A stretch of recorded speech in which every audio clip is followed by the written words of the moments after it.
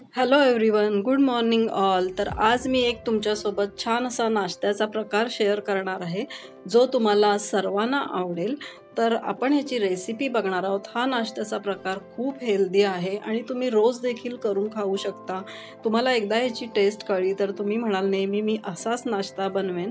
तर त्यासाठी मी इथे तयारी करून घेते. तर त्यासाठी मी एक मोठा कांदा कट करून घेते, नंतर मिरच्या 2 मिरच्या घेतल्या आहेत, नंतर एक टमाटर घेतला आहे आणि कोथिंबीर देखील घेतलेली आहे आणि कढीपत्ता हे सर्व बारीक चिरून घेणार आहे मी. आता इथे सगळं माझं चिरून झालेलं आहे छानपैकी बारीक असं. तर त्याच्या पुढे आपली रेसिपी आपण बघूया काय आहे ती. तर फ्रेंड्स, त्यासाठी व्हिडिओ नक्कीच शेवटपर्यंत बघा. तिथे माझं सगळं कटिंग करून झालेलं आहे आणि इथे एका पातेल्यामध्ये मी पाणी गरम करायला ठेवलं आहे. त्यामध्ये मीठ टाकलं आहे आणि थोडंसं तेल टाकलं आहे आणि ह्याला बघा छान अशी आता उकळी आली ह्या गरम पाण्याला. आणि ह्या उकळलेल्या पाण्यामध्ये आपण ह्या ज्या चिरलेल्या वस्तू आहेत, जसे की टमाटर आहे, कांदा आहे, कोथिंबीर आहे, मिरची आहे, कढीपत्ता आहे, हे सर्व आपण ह्यामध्ये टाकणार आहोत. खूप असा वेगळा असा जरा हा प्रकार आहे, पण अतिशय हेल्दी असा प्रकार आहे. लहानांपासून मोठ्यांपर्यंत सगळ्यांना चालेल. हे मी ज्वारीचं पीठ घेतलेलं आहे 1 कप. तर या 1 कपापासून खूप भरपूर असा नाश्ता आपल्या पूर्ण फॅमिलीसाठी तयार होतो. तर ही रेसिपी तुम्ही शेवटपर्यंत नक्की बघा. आता ह्याची मी उकड काढून घेतले आणि एका म्हणजे प्लेटमध्ये ते सगळं पीठ काढून घेतलं आहे आणि हे थोडं गरम आहे त्याच्यामुळे माझा हात भाजतोय, पण तरी पण मी कोमट असतानाच हे मळून घेते जेणेकरून ते छान असं मऊसूत होईल. तर हे बघा माझं इथे पीठ भिजवून झालं आहे, तरी पण तुम्ही थंड करूनच ते मळावं अशी मी तुम्हाला टीप देईन. आणि मला जरा थोडी घाई होती, म्हणजे लवकर करायचं होतं, त्यासाठी मी हे गरम असतानाच मळून घेतलेलं आहे. तर इथे छान असा मऊसूत असा गोळा माझा तयार झाला आहे ज्वारीच्या पिठाचा आणि त्याच्यामध्ये ते सर्व ऑलरेडी मिक्स केलेलं असल्यामुळे सगळंच थोडं शिजलं गेलं आहे. त्याच्यामुळे हे पीठ शिजलेलंच असतं. तर फक्त आता आपण ह्याच्यामधून पटापट हा जो नाश्ता आहे तो तयार करायचा आहे. तर हा नाश्ता काय आहे हे तुम्हाला कळलंच असेल.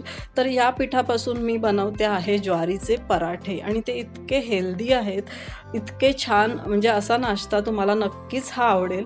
म्हणजे अजिबात जड होणार नाही, एकदम हलका फुलका असा हा नाश्ता आहे. तर मी इथे हे पराठे लाटून घेते. त्याआधी मी काय करते, थोडंसं थापून घेते पोलपाटावरती आणि तुम्हाला जेवढं जमेल तेवढंच तुम्ही लाटा. अलगद लाटणी फिरवली तरी ते आरामात पोळीसारखं लाटलं जातं. जशी आपण चपाती लाटतो तसं लाटलं जातं. त्याच्यामध्ये ऑलरेडी कांदा, कोथिंबीर, मिरची, कढीपत्ता हे सगळं टाकलेलं आहे.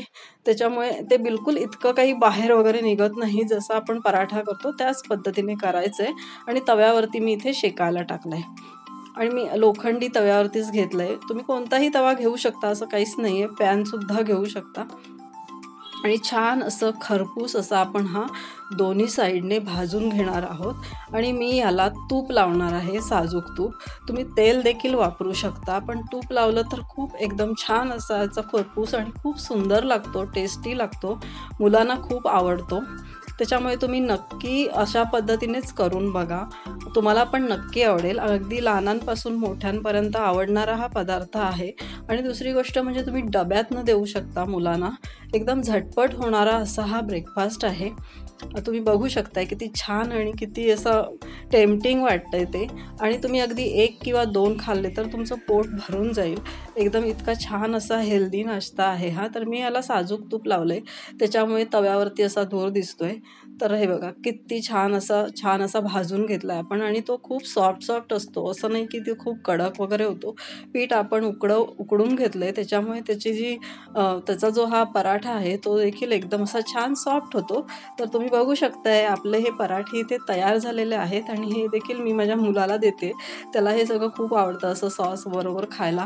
तर मी त्याला शेजवान सॉस दिला आहे. तुम्ही कोणतीही चटणी, टमाटर सॉस देऊ शकता आणि नुसते देखील खाल्ले तरी खूप छान लागतात हे. पण मुलांना असं काहीतरी चटपटीत आवडतं आणि थोडंसं वेगळं, म्हणून मी हा असा ब्रेकफास्ट बनवला आणि माझ्या मुलाला खूप आवडला. तर तुमच्या मुलांना देखील नक्कीच आवडेल आणि तुम्हाला देखील आवडेल. तर तुम्ही हा ट्राय करा आणि खूप सुंदर आहे. आणि आजचा हा व्हिडिओ शेवटपर्यंत तुम्ही बघितलात त्याबद्दल तुमचे सर्वांचे मनापासून खूप खूप धन्यवाद. आणि नक्की माझी रेसिपी ट्राय करा. आणि जर कोणी माझ्या चॅनलवरती नवीन असतील तर प्लीज माझ्या चॅनलला सबस्क्राईब करा आणि लाईक, शेअर आणि कमेंट देखील करायला विसरू नका. Thank you so much.